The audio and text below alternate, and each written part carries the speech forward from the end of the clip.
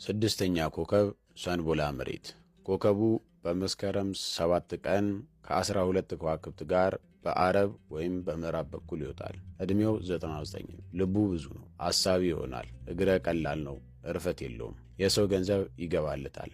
ከሰው በላይ ነው። ነገር አዋቂ ነው። ጠላቶቹን ያሸንፋል። ትከሻው ከባድ ነው። በጀርባው በወገቡ ሕማም ያድርበታል። ከከተማ የተቀመጠ እንደሆነ ሹመት አያጣም። መኳንንት ይወዱታል። ምቀኛ ይበዛበታል። ከአንድ ሴት 7 ይወልዳል። ምክሩ ጠንካራ ነው። ትልቅ ሽማግሌ ይሆናል። ሳቅ ጨዋታ ይወዳል። ዘመዶቹ ብዙ ናቸው። በሴት ነገር ይሰራል። የሴት ነገር ሰሚ ነው። መሸጥ መለወጥ ያውቃል። ንግድ ክፍሉ ነው። ሚስት ሲያገባ ሀብታም ይሆናል። ይደህያል። ደግሞም በሴት ገንዘብ ምክንያት ሀብታም ይሆናል። ጥቁር ሴት ያገባ እንደሆነ ሕመም ይመጣበታል። ጋኔን ይጻረረዋል። የታመመ እንደሆነ ደረቅ ጠጅ፣ ሽንኩርት፣ በርበሬ በአንድ አድርጎ ይጠጣል።